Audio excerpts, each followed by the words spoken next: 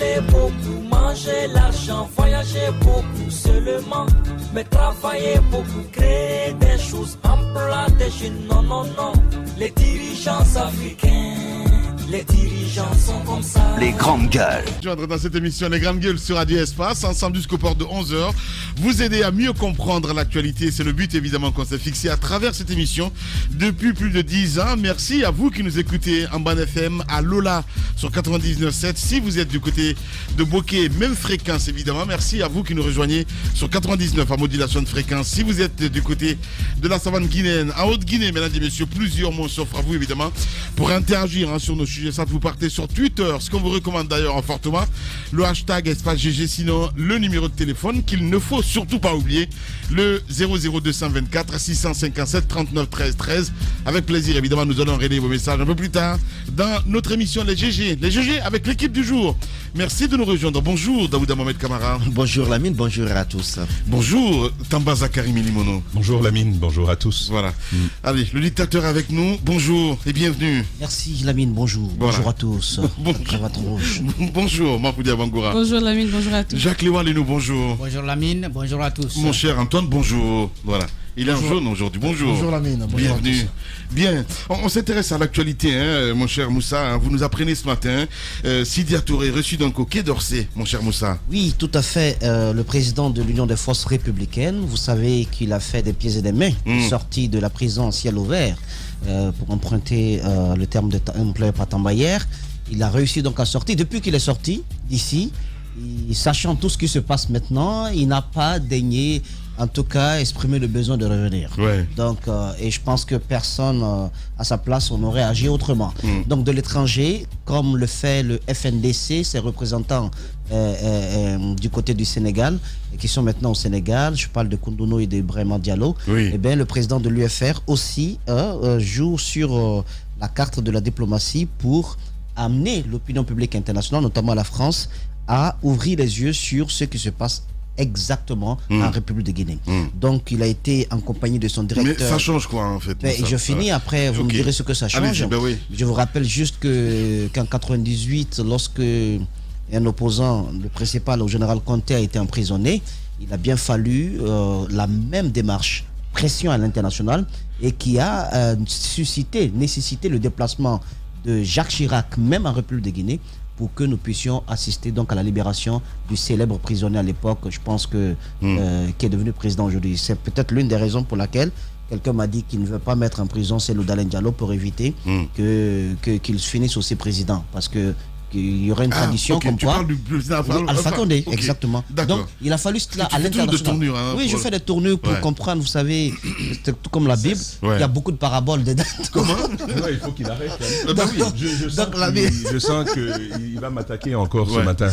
Donc Lamine, c'est un peu cela. Il a fallu le déplacement de Jacques Chirac ici pour parler au président Conté et donc amener au dénouement de cette situation-là. La pression à l'interne, ensuite à l'international, donc ça vaut quelque chose. Sidia Touré, reçu donc au Quai d'Orsay, il a été en compagnie de son chef de cabinet, Mohamed Tal. Il a été reçu donc le mardi dernier par le directeur Afrique du département, M. Christophe Bigot, pendant 1h30 d'entretien. Bon, Jacques a dit que c'est quand même le directeur Afrique qui l'a reçu, c'est pas le président des Africains, c'est-à-dire M.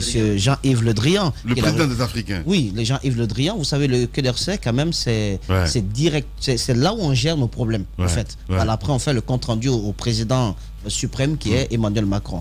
Mais il était occupé, Emmanuel Macron, vous savez bien, il était occupé à gérer un problème, et son ministre des Affaires étrangères est occupé à gérer ce même problème, c'est-à-dire un conflit franco-français, parce que Macron a reçu la paire de gifles de tout le continent africain, de tous ceux qui... C'était fort, c'était fort.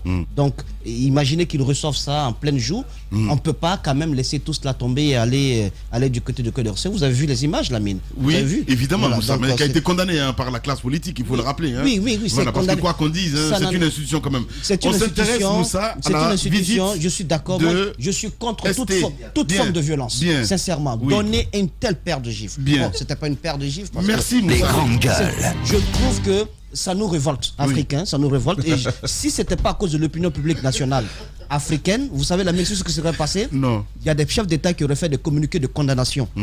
Boni Yayi aurait pleuré. Oui, Boni Yayi aurait pu pleurer. Du côté du Sénégal, on aurait condamné fermement l'attaque du président Ouattara aurait fait un deuil national. Un deuil national, ouais.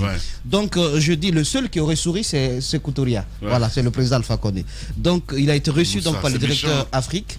Ils ont échangé longuement sur la situation sociopolitique de notre pays. Le président Sidya Touré a expliqué à ses interlocuteurs, entre autres, la précarité qui prévaut en République de Guinée, due donc à la mauvaise gouvernance, la corruption, l'absence de l'administration.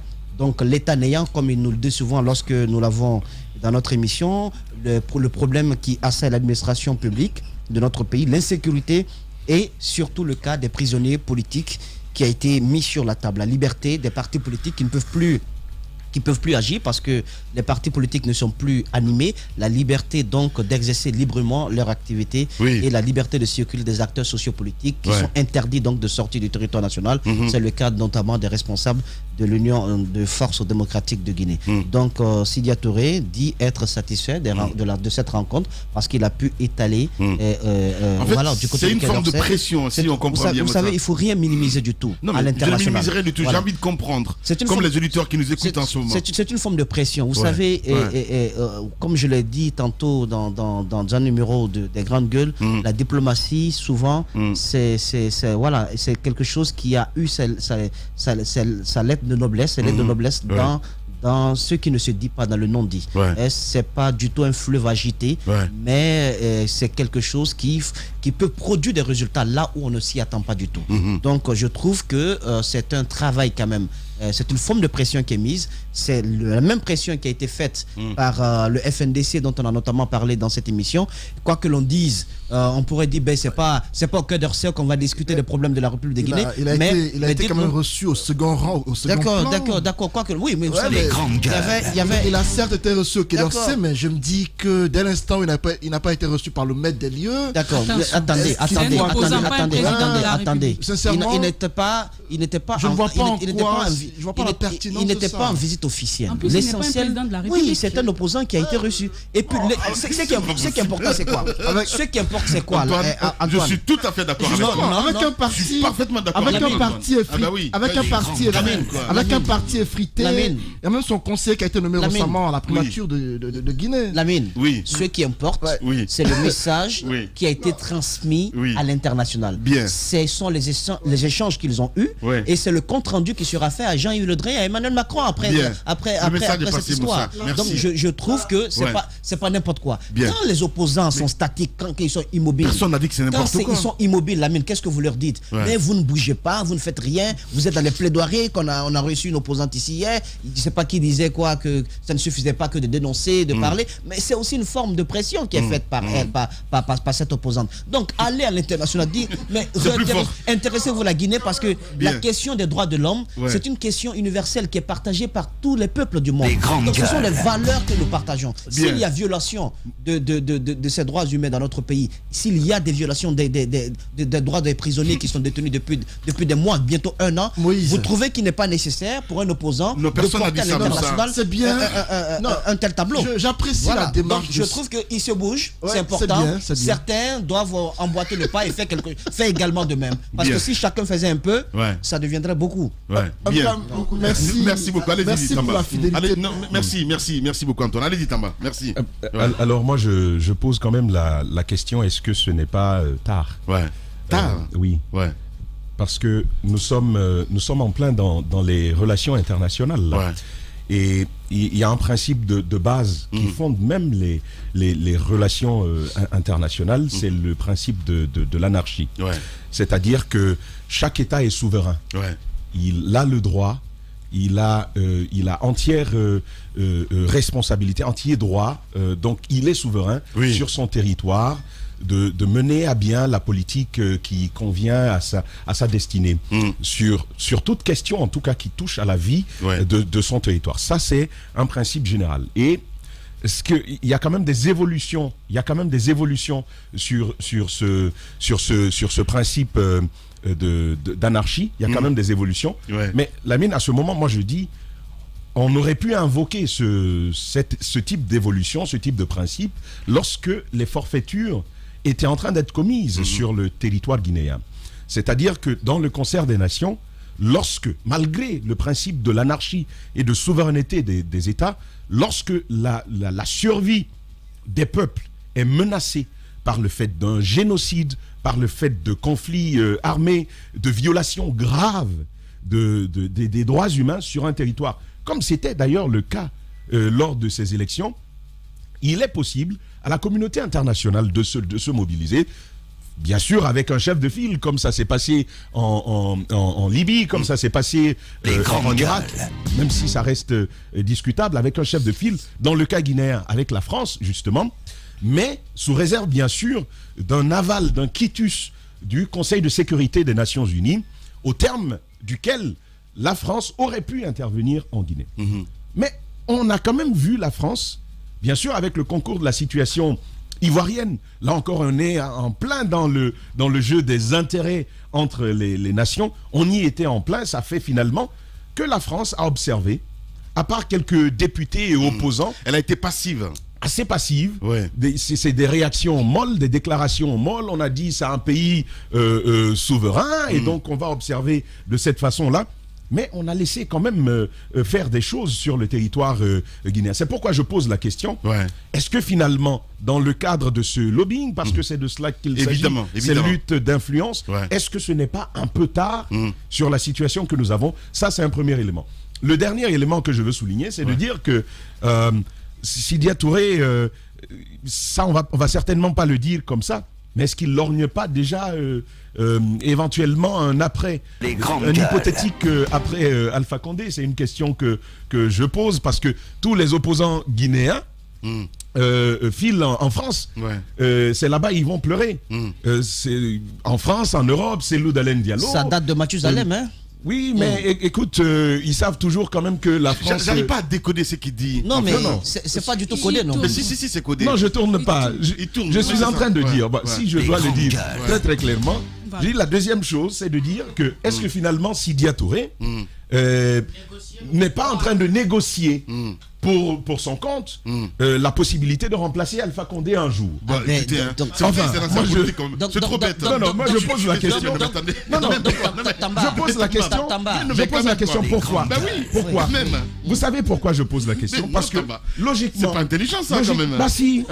Logiquement, Sidya Touré sait que dans la configuration actuelle où la Russie, où la Chine, la Turquie et où la Turquie prennent de le sort sur le territoire guinéen, et vous avez vu le cas malien, avec la position de la Russie, qui fait finalement que la France n'a plus toute la liberté d'agir sur les territoires africains où elle avait le monopole comme elle le faisait avant.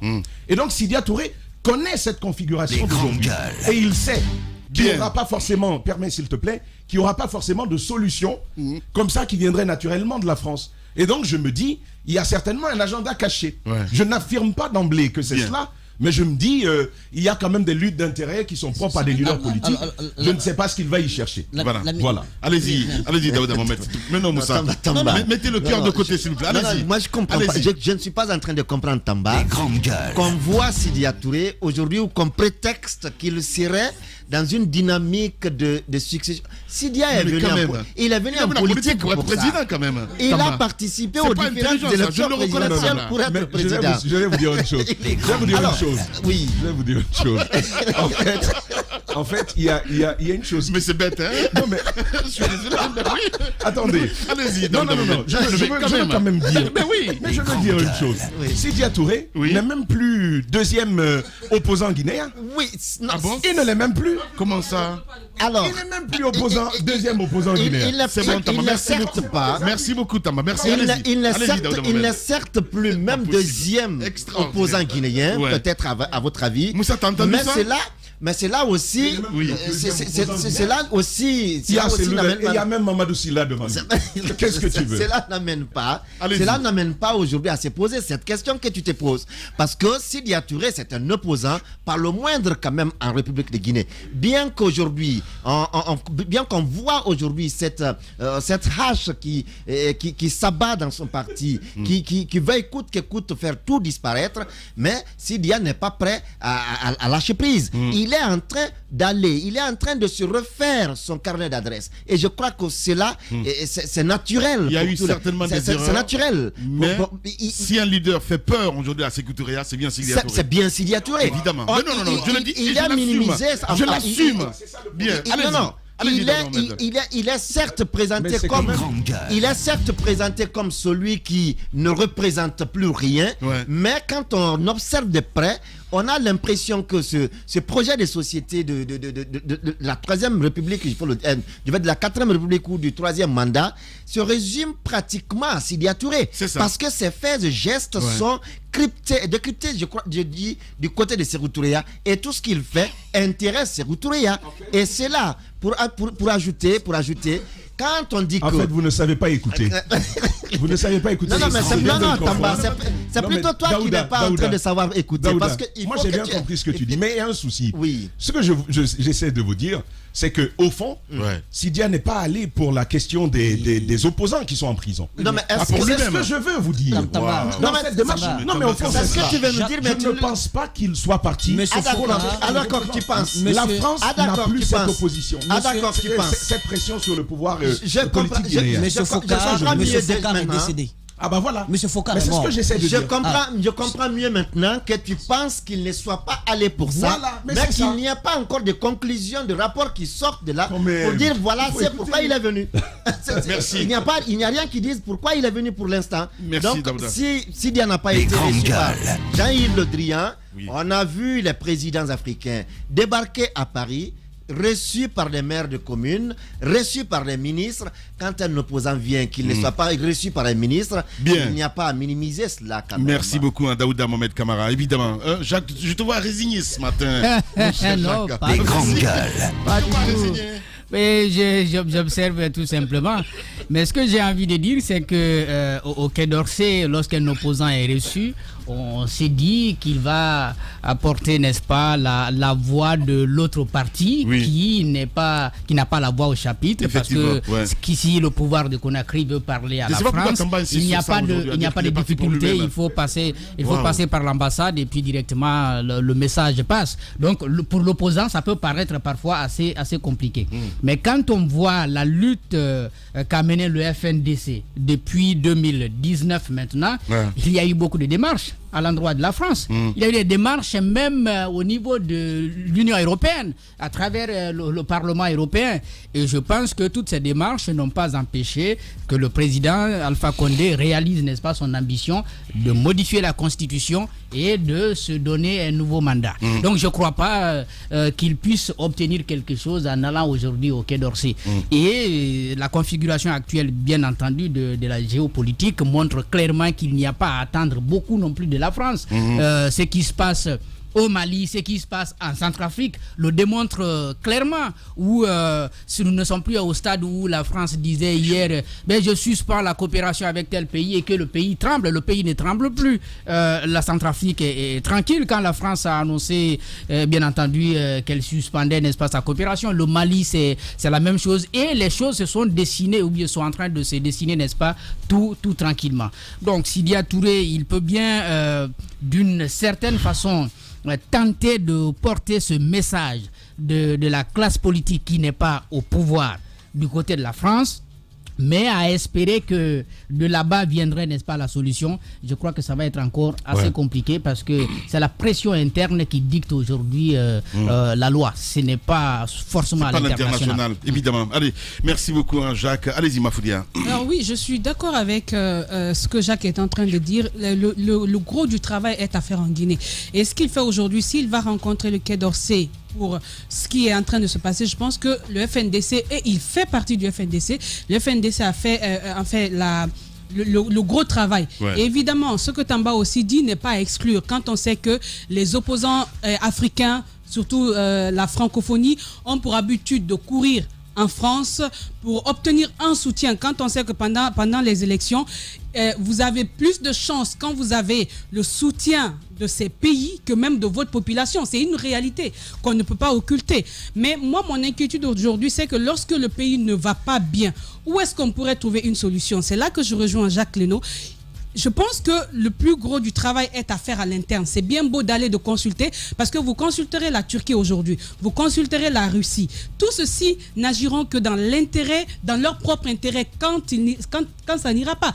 Aujourd'hui, qu'il y ait problème en Guinée ou pas, lorsque la Russie observera qu'il y a des grandes gueules, par exemple le président Alpha Condé, il soutiendra le président de la République. Ça, je pense que c'est quelque chose qu'on a observé depuis des années déjà, donc il ne devrait pas, ces visites, je ne sais pas, récurrentes en Europe ne devraient plus signifier grand-chose, en tout cas moi, à mes yeux. Et lorsque le pays se retrouve dans une telle situation, je pense qu'il y a lieu de voir avec des Guinéens, où qu'ils se trouvent, même ceux qui ne partagent pas la politique ou ailleurs, il faudrait savoir qu'est-ce qu'il y a lieu de faire, quelle démarche il faut adopter, parce que ce pays-là ne se construira pas sans nous. On a plus intérêt à voir de près ce qu'il y a lieu de faire, mais lorsqu'on s'appuie sur le soutien des uns et des autres à partir de l'extérieur, on risque de se retrouver avec des gens qui nous dicteront plus tard quoi faire, et ça au détriment des intérêts de la population. C'est pourquoi moi je ne m'emballe plus avec ces visites de la Turquie et autres. Il est important, et malheureusement c'est ce qu'on ne constate pas sur le terrain. Pour le moment, à date, dans le pays, on a des opposants qui sont un petit peu divisés, et on a un cadre de dialogue aujourd'hui. Rien ne nous rassure que ce cadre de dialogue va marcher, mais déjà les acteurs politiques, certains veulent y aller, d'autres ne veulent pas y aller. Il n'y a pas cette entente, et sans cette entente des Guinéens, des filles et fils guinéens, on n'ira nulle part. On se retrouvera avec les perpétuels problèmes, je ne sais pas, déplacer ici pour amener ça. Il faut qu'on réfléchisse à comment développer ce pays, et que ça soit de l'opposition ou de la mouvance, on doit pouvoir trouver une solution. Moi, c'est ma logique. Comptez sur nous-mêmes, hein. Voilà, c'est bien cela. Allez-y, mon cher Antoine. Je crois finalement le coup de com' de Sidi a réussi. Parce que je mets tout cela sur un coup de com'. Sidi Touré, vous savez qu'il est en Côte d'Ivoire. On ne dira pas que c'est un exil officiel comme pour tout le monde, mais l'exil, il est entre guillemets, parce que Sidi Touré, à ce jour, il a dit clairement qu'il ne peut pas revenir en Guinée de façon simple. Et donc, Sidi, depuis quelque temps, les projecteurs ne sont pas sur lui. C'est pratiquement sa première sortie véritable depuis son exil doré de la Côte d'Ivoire. Il va au Quai d'Orsay pour se faire une image, et il est reçu par une personnalité de second plan au Quai d'Orsay. À mon avis, ça aurait été plus pertinent s'il était reçu par Jean-Yves Le Drian, par exemple. Moi, à mon avis, j'aurais pris ça. La diplomatie. Mafoudia. La diplomatie, souffrez de l'entendre. Pardon, allez-y, Antoine. Allez-y, Antoine. Ça fait longtemps qu'on est dans cette. Non, mais c'est incroyable. Mafoudia, laisse tomber ça. Voilà, allez-y. Ça fait longtemps que cette crise nous la traverse. Souffrez de l'entendre, vous et Moussa. La crise actuelle, ça fait 2 ou 3 ans qu'on la traverse. Dites-moi, qu'est-ce que les opposants n'ont pas fait pour attirer l'attention de la communauté internationale sur la Guinée? Tout a été fait. Merci. Et la CEDEAO, et l'UA, en fait, vous allez tous et l'Union revenir européenne. là-bas. Tout le monde a été informé, alerté qu'en Guinée, ça ne va pas. Si je pose une seule question. Attendez, dites-moi, c'est quoi la nouveauté pour qu'on me dise qu'aujourd'hui, cette démarche faite par Sidi Touré, qui n'est pas reçue par Emmanuel Macron ni par Jean-Yves Le Drian. Emmanuel Macron était occupé, tu le sais. Non, la gifle qu'il a reçue. Non, c'est lui qui l'a giflé, ça. Non, il ne faut pas faire revenir sur la peine. Non, mais c'est pas possible. Bah ouais. Dites-moi la nouveauté pour qu'on me dise ce matin que la démarche faite par Sidi Touré. La diplomatie est perpétuelle. C'est quoi la nouveauté? Elle est perpétuelle. C'est quoi la nouveauté? On ne l'arrête jamais. Mafoudia, évolue un peu. Qu'est-ce que les opposants auraient dû faire? Qu'est-ce que tu aurais fait? Ne faisons pas le semblant. Qu'est-ce que tu aurais fait? Vous savez autant que moi qu'en Guinée, nos opposants sont divisés. On sait tout que chacun prie pour sa chapelle. Sidi et Cellou Dalein Diallo, mais vous savez que c'est là. Attendez, vous voulez que chacun arrête de rêver d'être président? Pas qu'il rêve. Dans ce cas, les opposants, chacun prie pour sa chapelle. C'est normal. Je ne crois pas. C'est normal. Mais il y a des valeurs communes. Il y a des valeurs communes. Dans le contexte actuel, il y a des valeurs communes. Dans le contexte actuel, je ne crois pas que Sidi soit parti pour plaider en faveur des cadres d'un parti politique qui n'est pas le sien. Je ne crois pas du tout. Dans le contexte actuel où l'opposition guinéenne est pratiquement en lambeaux, où notre opposition ne sait plus que faire, n'oubliez pas que l'UFR à ce jour a été décimé par Alpha Condé. L'UFR a été complet. Attendez, Alpha Condé. Ça fait plaisir, hein? Pas du tout. Lorsqu'on c'est un constat que nous établissons. Lorsqu'on décime tu as fini, j'ai pas tous parlé, ceux qui sont pour nous comme des paravents. Eh bien, on finira nous-mêmes en pâté. On va finir avec qui est un paravent pour nous. J'aimerais bien savoir. Nous faisons des S'il me laisse finir. Non, mais après, il faudra me dire qui est un paravent pour nous. Nous faisons des constats. On sait tous que c'est un combat politique dans lequel ils sont. C'est de bonne guerre. Alpha Condé a juré qu'il va faire exploser l'opposition. Et vous l'accompagnez? À lui faire, je ne fais qu'un constat, malheureusement. Non, ton constat, c'est pas un constat, ça, Antoine, arrête. Tu fais dans la complaisance, là. Il faut que tu arrêtes. Tu applaudis de deux mains. Tu as plus de temps de parole parce que ce que tu dis sonne bien à l'oreille de Lamine Guirassy, le modérateur. On donne plus de temps. Nous, on n'a pas eu le même nombre de minutes. Tu as fait un compte rendu fidèle de la visite. Moi, j'ai eu l'impression d'écouter Ahmed Tidiane Sylla de l'UFR. C'était tellement fidèle. Allez, là, ça glisse là. Vous êtes chez les GG. Espace TV Guinée est sur YouTube. Abonne-toi. Espace Guinée sur YouTube. Espace TV, en avance sur les réseaux sociaux. Tous les matins également sur Espace TV. Merci à vous qui nous rejoignez sur cette chaîne. Merci de votre fidélité, mesdames et messieurs. Au menu, on s'intéresse à l'actualité, la ruée vers l'or à Gawal. Aussitôt découverte, la nouvelle mine de Kounsitel a accueilli donc un monde fou. Des miniers en provenance de plusieurs villes de l'intérieur du pays ont fait le voyage jusqu'à avant-hier. Sur place, on note déjà des dégâts, 2 morts parmi donc ces jeunes. On essaye de comprendre ce matin. Notre correspondant de ce côté, Alpha Ousmane Ba, qui nous allons joindre un peu plus tard, évidemment, pour nous expliquer un petit peu ce qui se passe sur place. De ce côté, on s'intéresse à cette autre actualité, mon cher Jacques Léoua. Nous, plutôt, on en parle d'ailleurs avec Moussa Moïsi là, vers la mise en place donc d'une délégation spéciale. C'est plutôt Jacques, hein, c'est bien ça, mon cher ami. Oui. Voilà. Vous savez, le gouvernement a créé de nouvelles communes, donc, et en attendant donc les élections communales qui sont prévues pour 2023, les nouvelles communes vont nécessairement être administrées par les délégations spéciales. Donc il revient au gouvernement de mettre en place ces délégations spéciales. Et puisque souvent les sous-préfectures ont été créées dans d'autres sous-préfectures, donc on prendra forcément les conseils communaux qui ont été déjà élus pour aller former, n'est-ce pas, de nouvelles délégations spéciales administrées en attendant, n'est-ce pas, ces zones avant, n'est-ce pas, les élections. Et ce qui se passe, on va prendre l'exemple de Daramaniaki, ça c'est dans Télimélé, où on a créé une nouvelle sous-préfecture à Kawesi, et la commune rurale compte une vingtaine, je crois 29 conseillers, et sur 19 conseillers plutôt. Maintenant sur les 19, on a voulu créer donc une nouvelle délégation spéciale avec 9 conseillers. Et les 9 conseillers ont été choisis sur la base de leurs origines, en fonction donc des districts. Il y a des districts qui sont bien indiqués. Donc si vous êtes conseiller communal au niveau de Daramaniaki et que vous êtes originaire d'un district qui est du côté de la nouvelle commune rurale, vous partez donc occuper, n'est-ce pas, cette nouvelle délégation spéciale. Il se trouve que parmi ce groupe de 9 personnes désigné par la préfecture pour aller gérer cette commune rurale, il y a le deuxième vice-maire. Et le deuxième vice-maire, qui est un comptable à la base, qui malheureusement ne voit pas son nom sur la liste de ceux qui doivent occuper la nouvelle délégation spéciale. Et problème, il n'est plus non plus sur la liste des conseillers communaux élus à Daramaniaki. Ce qui se passe, c'est qu'on a essayé de donner plein pouvoir aux représentants de l'administration déconcentrée à l'intérieur du pays de procéder à cette recomposition des nouvelles communes sur la base, disons, du code des collectivités. Mais c'est une exception en tout cas qui est créée. Le monsieur, il est donc oublié, et derrière, il a le sentiment qu'on l'omet ou bien on l'extirpe carrément de cette équipe pour, bien entendu, des raisons purement politiques. Voilà donc la situation qui se passe actuellement, et des questions se posent sur ce qui va être fait sur l'ensemble du territoire, puisqu'il y a quand même 26 communes qui ont été créées, des communes rurales. Dernièrement, on en a créé encore 6 à travers le pays. Il y en a pour lesquels les sous-préfets ne sont pas encore nommés. Et derrière, la question de la gestion mais également de l'allocation des ressources pour faire fonctionner, n'est-ce pas, ces nouvelles délégations spéciales posent énormément de problèmes. Voilà, et tant que c'est comme ça, ça va continuer, hein, mon cher Tamba Zakari Mimono. En fait, c'est un problème très vieux. Depuis que on a commencé avec la décentralisation dans notre pays. S'il y a décentralisation. Bon, enfin, il y a cet apparat quand même. Voilà, c'est bien dit. Il y a cet apparat quand même. Les grandes gueules. Avec des instances aujourd'hui, avec des lois, parce que c'est important de le dire.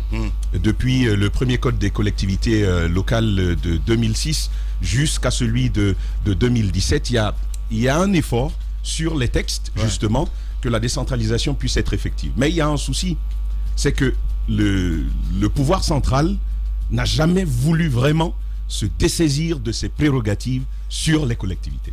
Ça, c'est une réalité. Dans les constitutions, depuis la première jusqu'à celle que nous avons aujourd'hui, vous sentez l'évolution. L'évolution dans les textes, d'asseoir le principe central de gestion des collectivités, le principe de libre administration des collectivités. On a quand même avancé. Il y a des évolutions là-dessus. Mais au fond, les collectivités guinéennes, depuis le début, ont été politisées. Mais je vais vous surprendre, c'est surtout sous Alpha Condé qu'elles ont été le plus politisées. D'abord avec les délégations spéciales. Les délégations spéciales, on a vu ce qui s'est passé. L'État central, au lieu de laisser les populations à la base décider de qui va les représenter au niveau local, décide, en raison d'un certain nombre de facteurs, justement, de dire, bon, ce qu'on va faire pour aller vite, on va les nommer. Donc, plutôt que d'être des représentants à la base du peuple, en fait, c'est finalement un prolongement du personnel déconcentré de l'État qui se retrouve dans cette situation. Maintenant, on est allé à la création, ce que l'on voit toujours lorsqu'il y a une collectivité nouvelle qui est créée. Là, on parle des 26 premières, plus les 6 dernières. C'est du domaine de la loi. C'est la loi que l'on voit. Et bien entendu, c'est une loi que l'on prend. Vous avez suivi le ministre de l'administration du territoire. Je l'ai suivi aussi dans une émission de notre confrère de la RTG, Abakar Camara, qui revenait sur les raisons qui ont conduit à cela. Il expliquait d'ailleurs que c'était les communes elles-mêmes qui se sont réunies, qui se sont pourvues des infrastructures nécessaires et au vu de l'évolution démographique, parce que c'est aussi un paramètre, qui se disent, vu qu'on a les ressources, vu qu'on a la démographie, vu qu'on a les infrastructures, permettez-nous d'accéder au statut de communauté, de commune rurale de développement. Ce que, d'après son explication, ce à quoi justement, eux, ils auraient consenti. Maintenant, ils prennent une loi, justement, pour les ériger en CRD pour celles qui ne l'étaient pas. Mais, préalablement, ce que la démocratie participative voudrait, c'est qu'il y ait, au moins et à titre consultatif, parce que ça ne va pas être quelque chose de délibérant, mais au niveau des communes qui sont constituées, qu'il y ait un certain échange quand même, qu'il y ait une consultation sur la volonté, soit de scission à l'intérieur d'une commune, la volonté de création d'une nouvelle commune. Il y a quand même cet exercice démocratique qui n'est pas obligatoire du reste. Aujourd'hui, c'est les populations même qui prennent le pouvoir, parce que nous, on a été du côté de Sigiri, Moussa. C'était pas avec toi d'ailleurs, quand on allait... Mais à Sigiri, actuellement, il y a des problèmes. Parce qu'une zone qui a été divisée en plusieurs communes, en plusieurs sous-préfectures. Actuellement, il ne se retrouvent pas dans la nouvelle commune qui est créée. Les populations refusent, les anciennes qui étaient un peu au-dessus refusent d'aller dans la nouvelle dans leur nouvelle attache administrative pour aller par exemple faire le marché, pour aller faire toutes les démarches administratives. Ils disent que c'est pas possible parce que traditionnellement depuis le passé ils sont au-dessus. Vous voyez tout l'intérêt, justement Moussa fait bien de donner ça. C'est tout l'intérêt de la consultation à la base. Vous ouvrez des moments de consultation sur une certaine période et vous voyez ce que les populations veulent vraiment. Il ne s'agit pas de certains représentants qui vont se dire bon, on a évolué, on a des fils un peu partout désormais, et donc on va venir, nous aussi on veut être comme les autres. Malheureusement, c'est le constat sur le terrain. Maintenant, mais Lamine, si les populations, s'il n'y a pas cet exercice qui est animé par les communes, je pense qu'il est de la responsabilité de l'État. Parce que l'enjeu de la décentralisation, c'est de rendre plus efficace l'action de l'État au niveau des collectivités. Mais s'il n'y a pas ce travail à la base, pour comprendre comment ça peut fonctionner, on a un véritable souci. Maintenant, on va les créer.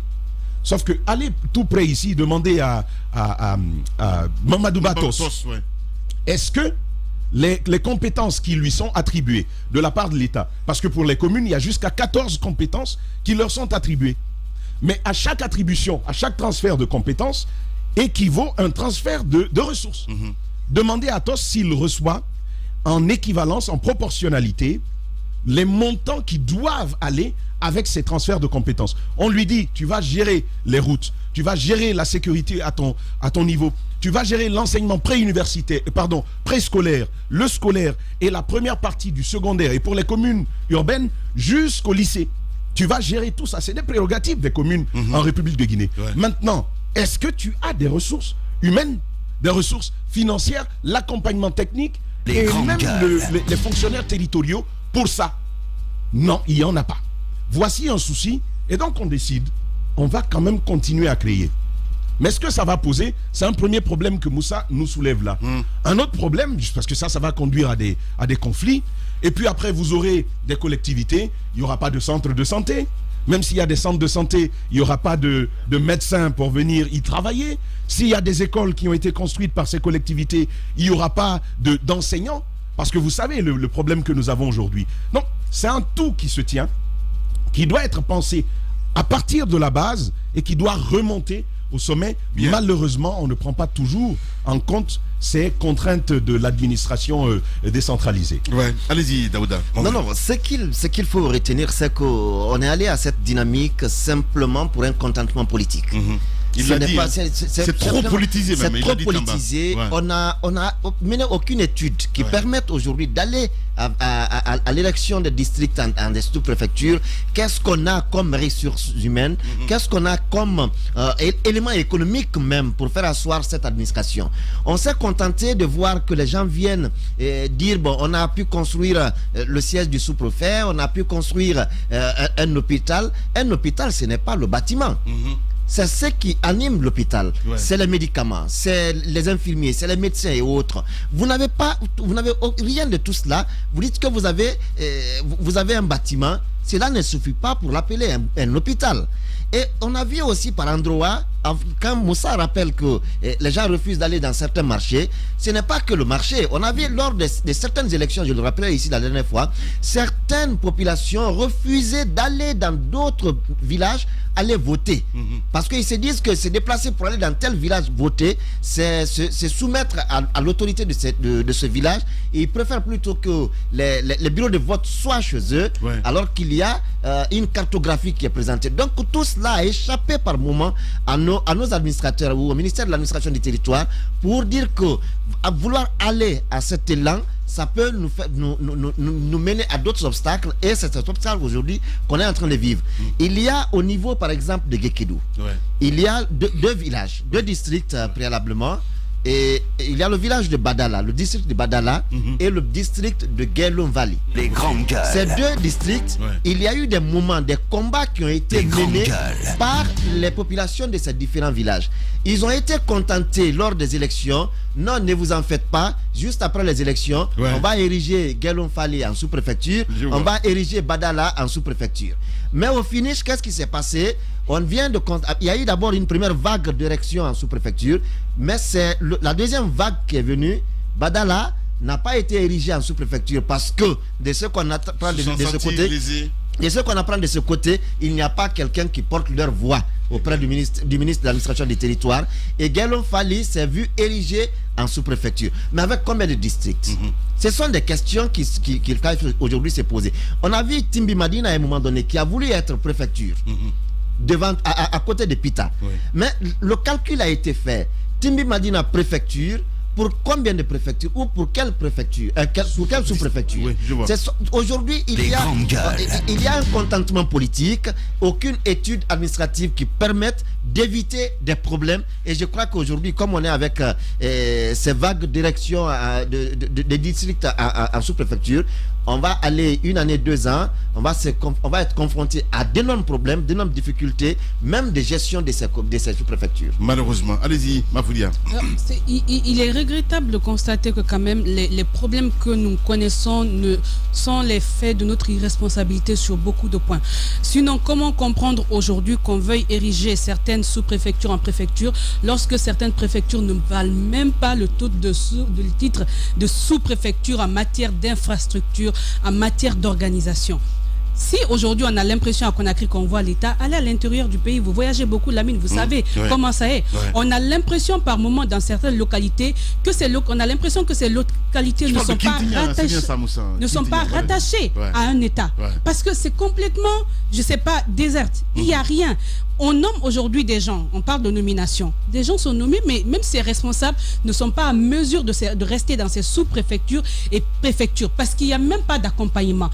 Comptez le nombre de sous-préfets ou de préfets aujourd'hui qui résident dans les localités. Ils sont tous là parce que rien ne les encourage à rester. Quand on prend la population pour vivre de quoi? Quelle activité? Il y a tellement de problèmes qu'on minimise. Il y a beaucoup de pays aujourd'hui dans la sous-région qui se retrouvent dans des difficultés au niveau de certaines régions de leur pays parce que l'État est absent. L'État est absent et par exemple les djihadistes sont venus, ils ont trouvé un terrain désert. Ce sont eux qui ont donné l'argent aux familles, ce sont eux qui ont donné de l'espoir parce que l'État n'existe même pas. C'est par exemple une des raisons et ça c'est une réalité dans nos pays. On a l'impression, tout le monde se cramponne sur Conakry, on se précipite aujourd'hui à ériger des sous-préfectures en préfecture. Pendant ce temps, on n'a aucun regard sur le fonctionnement de ces préfectures. Sous fond de calcul politique. Exactement, on ne sait même pas si les préfets sont présents, on ne se rassure même pas si les populations disposent de centres de santé. Et toi tu parles d'hôpital Daouda, ce ne sont pas des hôpitaux, ce sont des centres de santé, peut-être des chambrettes. Des chambrettes avec un petit lit. Des dispensaires. Voilà, après on dit centre de santé pour une population.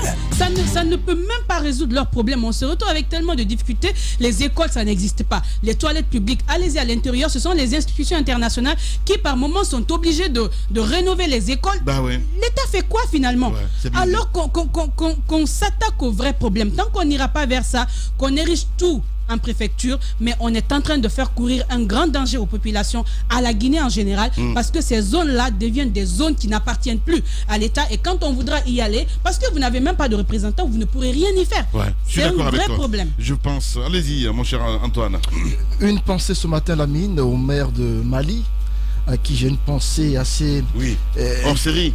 En série, un maire qui, par mois, perçoit 280 000 francs guinéens. Ils vivent un calvaire véritable. Non, je voulais juste rire. Je vous assure, Mali... C'est un maire, hein? Oui, c'est un maire, je le sais, mais je sais ce que j'y ai vu. Des grandes gueules. C'est pas Alpha Condé d'envoyer de l'argent là-bas. Non, on sait que l'État expressement...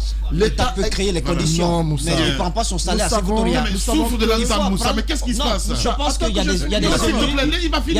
Il n'a pas tort non plus. Moussa n'a pas tort non plus. Il est peut-être un élu. L'État a créé toutes les conditions. Il a un peu tort parce qu'il faut allouer des ressources aux communes. C'est les ressources qui n'y vont pas. Mais les ressources allouées ne sont pas des ressources pour payer. Mali, c'est ça la vérité. N'est pas le seul. L'État a créé toutes les conditions pour appauvrir des maires, surtout issus de l'opposition. J'ai fait le constat. Et des maires en Guinée qui ne reçoivent pas le même traitement que certains maires. Nous le savons. Matoto, je ne veux pas dire qu'il est le plus gâté parmi les maires, mais j'ai envie de dire que quand vous allez à Matoto et quand vous faites le tour de certaines mairies à Conakry ou même à l'intérieur du pays, il y a un grand fossé entre ces différentes mairies. Ce que je veux dire, récemment, le préfet, le député de Sigiri a failli être lynché dans sa localité à cause d'une combine qu'il a voulu faire en voulant ériger un village en une commune urbaine, en une commune rurale, ce qui n'était pas normal. Il est député maire et il serait allé dire aux populations que puisqu'ils ont voté pour lui, il était capable de faire en sorte que leur district soit érigé en commune rurale. Ce qui a irrité la commune, le village voisin, qui s'est senti trahi par ce député-là. On a failli le lyncher dans son véhicule ce jour-là. Il a abandonné son véhicule, non? Justement, il n'y a pas très longtemps de cela. C'est pourquoi nous... Il aurait dit qu'il ne le reprend plus parce que j'ai la photo d'une nouvelle voiture sortie d'usine. Puisque ça continue comme ça, à Zérekorono, on va dire par exemple qu'à Gouéké, puisque notre sous-préfecture Gouéké Le véhicule a séjourné, lui, là-bas, la mine. C'est une pratique à laquelle on assiste aujourd'hui. Donc, ils diront que puisque Gouéké à Zérékouré est l'une des sous-préfectures les plus développées de la commune, nous également, on ne veut plus relever de Zérékouré. On veut être autonome, on veut être une préfecture. Si ça continue comme ça... Attention. Non, attendez, non, c'est une façon de parler. Si ça continue, c'est une image que je présente. Comprenez? Si ça continue comme ça, chacune des sous-préfectures en Guinée voudrait... Il parle sérieusement, c'est pas une manière de parler. Non, mais je connais Antoine. Allez-y, Moussa. Allez-y, Antoine. Allez-y, Moussa. Allez-y, Moussa. Ne me coupez pas la parole. Si, je t'écoute. La pratique se fait au vu au su de tout le monde. En Haute-Guinée, mais ce qui s'est passé, la Haute-Guinée a été trop privilégiée. La plupart des localités de ce côté ont été érigées en sous-préfecture ou même en préfecture. Pourquoi? Parce qu'on a l'impression que c'est du communautarisme. Ce n'est pas normal. Les régions se valent. On ne peut pas dans les nous amène sur ce terrain. Non, c'est ce qui se passe malheureusement à la mine. C'est ta réalité. Il faut que le pouvoir cesse. Tu parles de Gouéké ce matin. Oui, Antoine. Qu'est-ce que tu as dit? Pas dire une manière de parler quand même. Je peux pas... Assume. Je peux pas citer Banéa quand même. Banéa récemment était en image à la télévision. C'est Benna. Non, Benna était en image à la télévision. Oui. Benna, les filles se sont retrouvés. Mais je ne connaissais pas son village, la mine. Je ne connaissais pas son village, Moussa Moïse. C'est récemment que je l'ai connu. Benna, il est du même village que le maire de Matoto, Moussa Moïse. Ils se sont retrouvés. Ils ont fait une réunion. J'ai vu ça à la télé hier. Il y a eu des dessous qui n'ont pas été dits. Oui. Qui sait s'il n'y a pas eu des décisions prises par rapport à l'élection de Benna en sous-préfecture? C'est bien possible. On ne sait jamais. C'est possible. C'est du Antoine. Allez-y. C'est la preuve. Oh, Antoine. C'est la preuve. Oh, Antoine. C'est la preuve, la mine. Oh, Antoine. Vous prenez mon temps de parole. Antoine. Vous prenez mon temps de parole. Allez-y. Arrêtez. Je dis bien. Non, quand même. Je dis, diminuez ça un peu. C'est la preuve, la mine, que Antoine ne connaît absolument rien de Benna. Il y a Benna Kamalaya, Benna Moussaya. Il y a beaucoup de Benna. Au fait, c'est pas une sous-préfecture, ça. C'est Moussaya qui est la sous-préfecture. Voilà, nous ne sommes pas retrouvés les ressortissants de mon village. C'était les ressortissants de toute cette région, cette partie de Forêt-Carrière qu'on appelle Benna. Voilà, merci pour la précision. On revient à 10h, évidemment, avec Moussa Moïse là. Sur Radio Espace Guinée, les GG pensent comme JMJ. Une presse libre se voit dans la rue. Et la rue voit vraiment si la presse est libre. Cette dialectique sociale est la levure de la démocratie. JMJ. Les GG sur Espace, tous les matins 9h-11h.